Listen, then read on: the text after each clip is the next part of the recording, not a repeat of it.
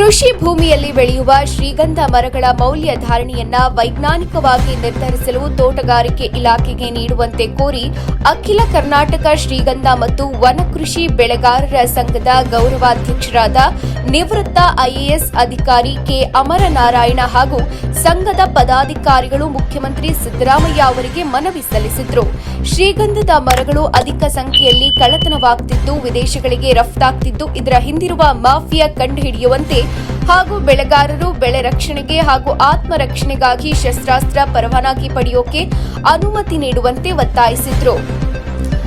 ಅರಣ್ಯದಲ್ಲಿರುವ ಶ್ರೀಗಂಧದ ಮರಗಳನ್ನು ಮಾತ್ರ ಅರಣ್ಯ ಇಲಾಖೆ ವ್ಯಾಪ್ತಿಗೆ ಒಳಪಡಿಸಿ ತೋಟದಲ್ಲಿ ಬೆಳೆಯುವ ಮರಗಳನ್ನು ತೋಟಗಾರಿಕೆ ಇಲಾಖೆಯ ವ್ಯಾಪ್ತಿಗೆ ಒಳಪಡಿಸುವಂತೆ ನಿಯೋಗ ಒತ್ತಾಯಿಸಿದ ಮತ್ತು ತಮ್ಮ ಇನ್ನಿತರ ಬೇಡಿಕೆಗಳನ್ನು ಈಡೇರಿಸುವಂತೆ ಸಂಘದ ಪದಾಧಿಕಾರಿಗಳು ಮುಖ್ಯಮಂತ್ರಿಗಳಿಗೆ ಮನವಿ ಸಲ್ಲಿಸಿದರು.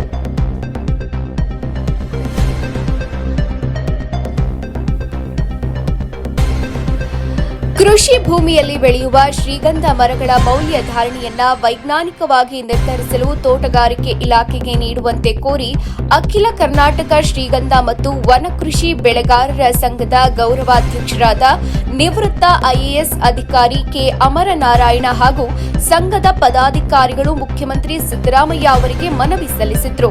ಶ್ರೀಗಂಧದ ಮರಗಳು ಅಧಿಕ ಸಂಖ್ಯೆಯಲ್ಲಿ ಕಳ್ಳತನವಾಗುತ್ತಿದ್ದು ವಿದೇಶಗಳಿಗೆ ರಫ್ತಾಗುತ್ತಿದ್ದು ಇದರ ಹಿಂದಿರುವ ಮಾಫಿಯಾ ಕಂಡುಹಿಡಿಯುವಂತೆ ಹಾಗೂ ಬೆಳೆಗಾರರು ಬೆಳೆ ರಕ್ಷಣೆಗೆ ಹಾಗೂ ಆತ್ಮರಕ್ಷಣೆಗಾಗಿ ಶಸ್ತ್ರಾಸ್ತ್ರ ಪರವಾನಗಿ ಪಡೆಯೋಕೆ ಅನುಮತಿ ನೀಡುವಂತೆ ಒತ್ತಾಯಿಸಿದರು.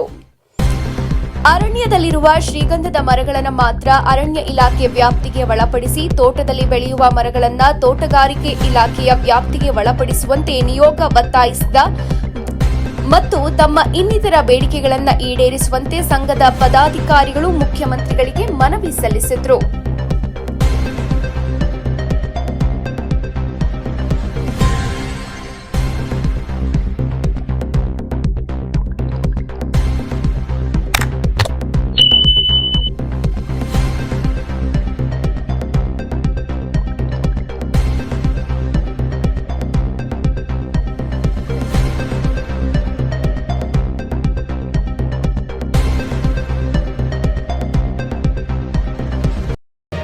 ಮತ್ತಷ್ಟು ಸುದ್ದಿಗಳಿಗಾಗಿ ನೋಡ್ತಾ ಇರಿ ಪಬ್ಲಿಕ್ ನ್ಯೂಸ್ 24x7.